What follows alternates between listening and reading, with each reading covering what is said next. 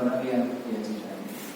Dan termasuk juga itu berikrar ya, dia udah tadi jajal sama suaminya itu cita-cita saya terkabul Pak. Apa? Sampai dia itu misalnya sama suaminya itu Mas gogo susu nek awak dhewe iki ora repotke diberi kemudahan oleh Allah. Itu ternyata yang diberi kemudahan ya. Jadi begitu cepat meninggalkan. Jadi ini contoh. Jadi memang kalau sudah datang itu memang nggak bisa langsung, nggak bisa. Bahkan juga orang-orang yang secara fisik, secara medis itu sudah tidak ada harapan hidup, karena tidak akan mungkin bisa sembuh sakitnya.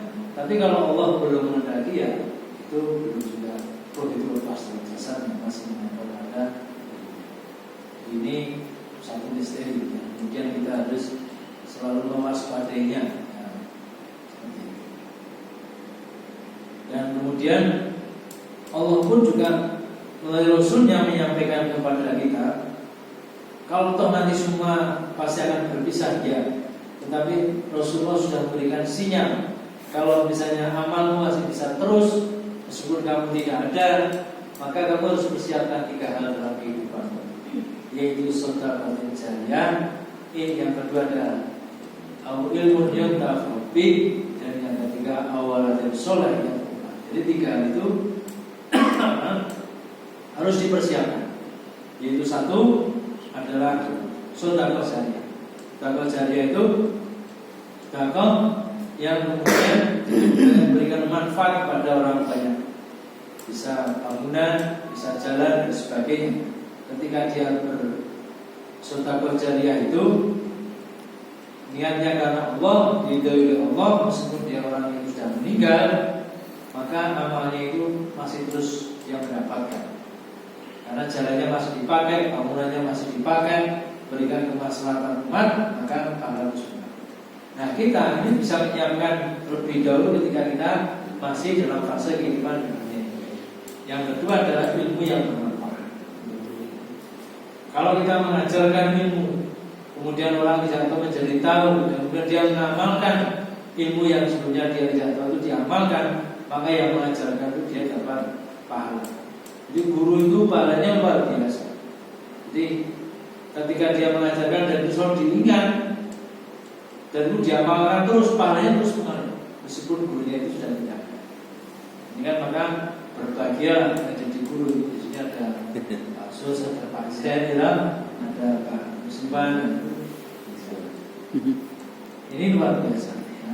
Kemudian yang terakhir adalah anak soleh yang berdekatan pada orang tua. Jadi ini 3 hal ini bisa dipersiapkan. Kalau nanti kita sudah tidak ada, 3 hal itu bisa terus mengalir pahala. Ini yang kita siapkan. Tidak harus 3-3-nya. Paling tidak salah satu ini harus kita siapkan. Kita nyiapkan apa? Kalau bisa 3-3-nya alhamdulillah.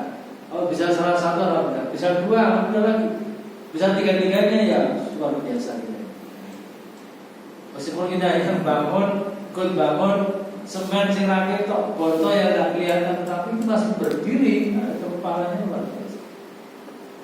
Nah itu di alam yang berbeda kematian.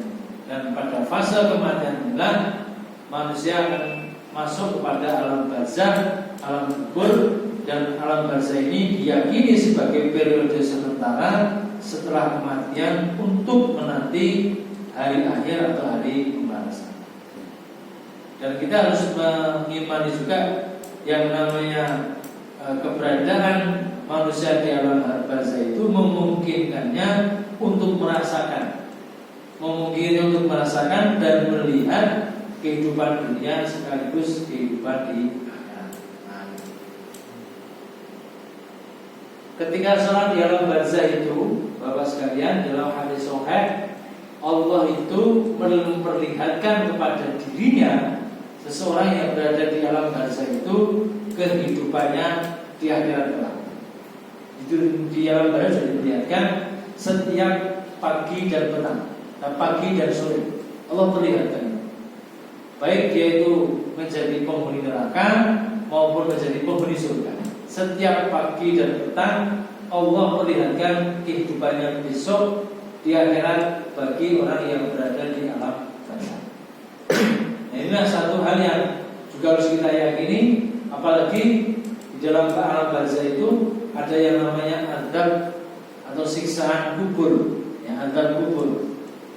Maka azab kubur itu salah satunya adalah bentuk penyiksaan dalam artian manusia itu menerima awal hasil dari perbuatannya itu di dunia ini, dapat balasan di alam barzah itu dengan azab kubur itu. Dan juga tentunya kalau ada azab kubur juga ada nikmat kubur. Nah, nikmat kubur itu yang kemudian tadi Allah memperlihatkan kepada dirinya bahwa kehidupannya di akhirat dia masuk menjadi penghuni surga, maka dia pun akan merasakan bagaimana rasanya menjadi penduduk surga. Kalau kemudian buruk itu ada kubur, diperlihatkan oleh Allah setiap pagi dan petang itu kehidupannya di neraka itu terus menerus sepanjang kehidupan itu dijalaninya di alam barzah itu, yaitu sampai yaumul qiyamah, pada hari kiamat.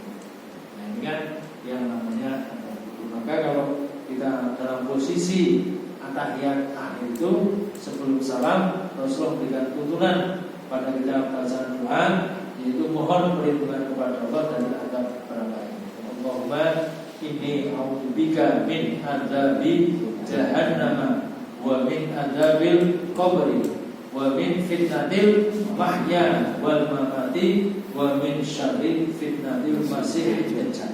Itu ada kata-kata adzabi jahannam wa min adzabil qabri, adab neraka jahanam dan adab kubur. Nah, ini seperti itu. Bahkan Allah Subhanahu wa ta'ala dalam Al-Quran itu sampai mengingatkan kepada kita bahwa orang-orang yang mereka itu mati syahid menjadi syuhada itu di alam barzah, itu mereka itu pada hakikatnya itu masih, meskipun kehidupan itu berbeda dengan kehidupan kita di dunia ini. Nah, sinyal ini, keterangan ini bisa kita dapatkan di dalam Al-Quran surah Al-Imran ayat 169. Wala tahsabanna alladziina qutilu fi sabilillahi amwat bal ahya'u 'inda rabbihim yurzaqun. Wala tahsabanna alladziina qutilu fi sabilillahi amwat. Janganlah kamu itu mengira orang-orang yang gugur di jalan Allah membela agama Allah itu mati, bal ahya, mereka itu hidup inda rabbihim, di sisi Tuhannya, yurzaqun, dan dia mendapatkan rezeki pula dari sisi Tuhan. Rezekinya seperti apa, kehidupannya seperti apa, itu di luar kehidupan rezeki kita tidak mengaku, tetapi Quran menyebut demikian. Jadi orang itu masih hidup kehidupan berbeda. Nah, itu seperti itu. Nah, kemudian juga hal yang lain bahwa ternyata Rasulullah pun itu pernah, ya, ketika Nabi itu berdialog dengan para pemuka musyrik yang telah tewas mati di sebuah pemakaman, ya. Mereka itu dulu dalam perang Badar, ya. Itu maka dalam satu hadis riwayat Bukhari itu diceritakan bahwa Nabi itu mendatangi para penghuni kuburan kaum musyrikin yang terbunuh dalam perang Badar, lalu beliau bersabda, kalian telah mendapatkan apa yang dijanjikan Rabb kalian itu adalah benar. Lalu ketika beliau menyampaikan itu di makam para orang-orang kaum musyrikin itu, lalu beliau ditanya, ya Rasulullah, sudah memanggil mereka yang sudah mati. Maka beliau menjawab, tidaklah kalian itu lebih bisa mendengar daripada mereka, hanya saja mereka tidak dapat menjawab. Jadi dia bisa mendengar, kita bisa. Nah, itu hadis riwayat. Itu seperti itu. Ma antum bi asma'a minhum walakila yajibu. Yaitu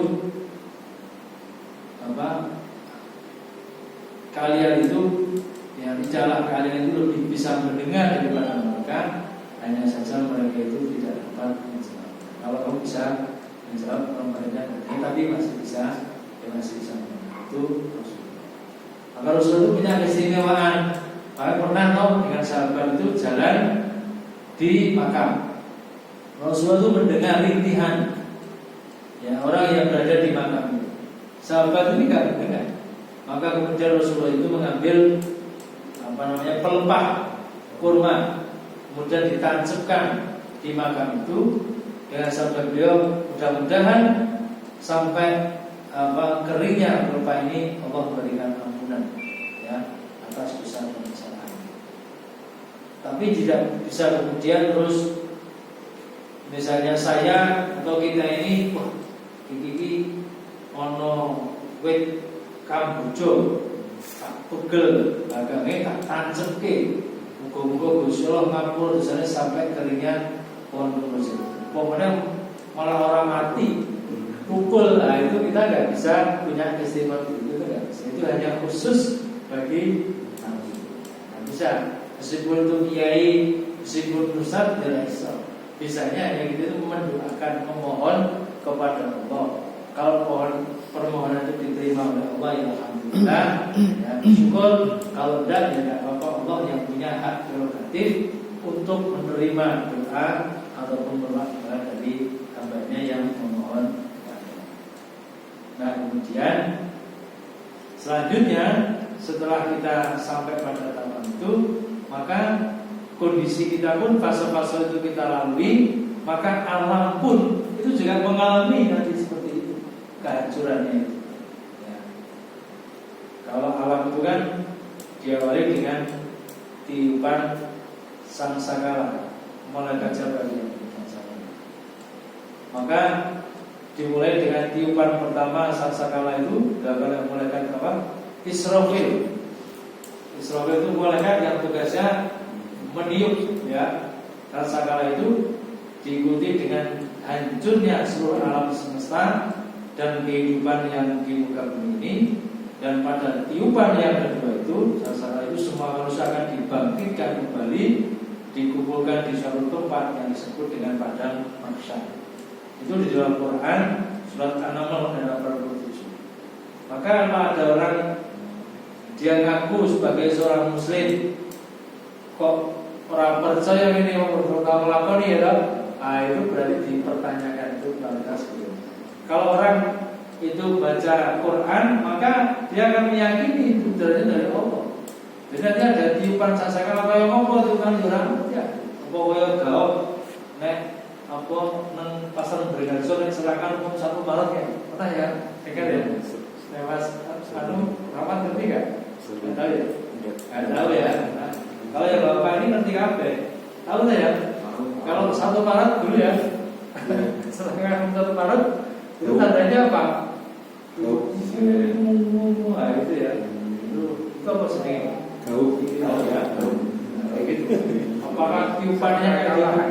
Itu banter tenan itu ya, banter itu. Suara itu nandai bahwa mulai serangan dan itu tidak berhasil sehingga mengangkat jasad masih hidup, tidak mati karena masih ada kehidupan. Artinya pemerintah berbicara itu serangan umum 1/4 nah ini ya. Apakah seperti itu ya tidak? Nah ngerti ya, dia ngerti apa ya, apa ya. Itu seperti itu. Ternyata nanti ada tahapan-tahapan seperti itu. Bahkan sampai apa? Sebenarnya kayak bumi ya. Kalau orang-orang yang ahli itu ternyata di dalam bumi, pusat bumi itu kan ada panas bumi Pak. Dan panas bumi itu suatu ketika nanti akan jeblok. Kenapa ini?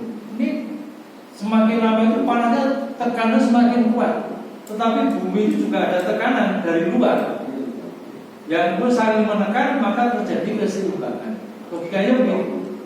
Dhuwur jero iki ono tekanan, tapi juga dari luar juga ada tekanan. Tetapi Quran itu nanti menyebutkan ternyata tekanan di luar itu semakin lama semakin melemah. Ketika semakin lama semakin melemah, tidak terjadi keseimbangan, nanti dia akan. Maka kan di surat Al-Zalzalah itu kan idza zulzilatil ardu zilzalaha wa akhrajatil ardu asqalaha. Itu apabila bumi digoncang-goncangkan, ada orang musibah goncang-goncang loh. Wa akhrajatil ardu, maka bumi itu akan mengeluarkan isinya. Orang bumi jeblok. Gue susah.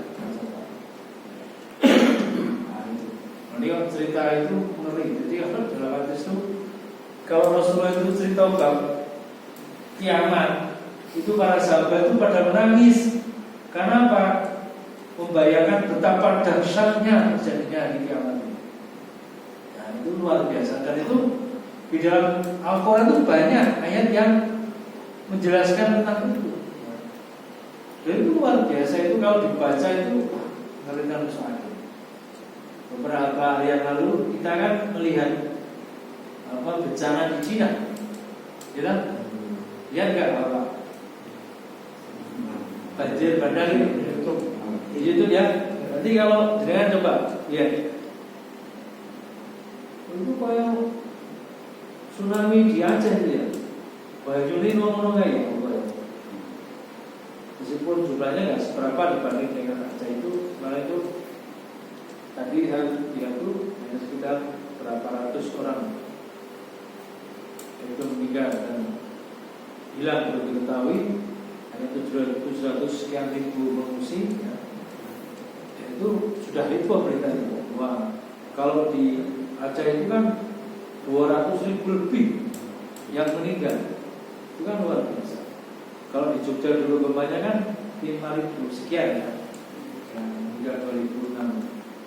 Itu kita tuh bisa gambarkan coba ya, ini kalau kita lakukan loh ya, ketika terjadi gempa saja, kita di rumah kita itu punya kekayaan loh ya, banyak ya, kalau kita cari luar biasa ya, caranya itu begitu goncang kan nggak mungkin terus ada yang mulai baru terus mulai, ternyata enggak, seperti apa mulai bisa ya enggak, itu kan gambarnya bahwa sesuk kita juga gitu Pak.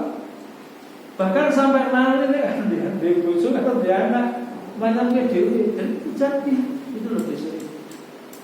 Itu kan sebenarnya kan menggambarkan besok ketika terjadi itu mesti mikir lagi. Bahkan dalam hadis itu sampai Nabi cerita sesuk dan dino kiamat, dia cerita sama Aisyah di sini. Itu manusia itu gak pakai baju, orang gopo, belecet, orang gopo. Nah sampai Aisyah itu kan jauh tanya, ya Rasulullah, nanti kalau gak apa-apa orang bisa lihat satu dengan yang lain. Apakah Rasulullah pernah sempat? Gak sempat lihat itu. Kan semua itu menyelamatkan dia sendiri, tidak sempat. Betul kalau orang dulu ada saya itu banyak cuma betul-betulan tau. Nah, coba waktunya sampai tidaknya begitu sampai akhirnya begitu luar biasa. Nah ini apa proses. Nah, jadi insyaallah nanti kita teruskan lagi ya. Jadi proses tahapan lagi untuk manusianya, ternyata alam juga mengalami proses kehancuran itu. Dan di Quran ternyata banyak sekali ya.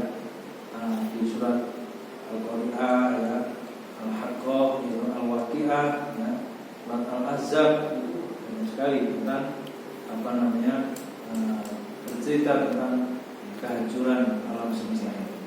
Tetapi kapan waktunya yang masih rahasia ya, belum tahu ya. Tapi tanda-tandanya memang yang sudah ada. Sudah rahasia Allah.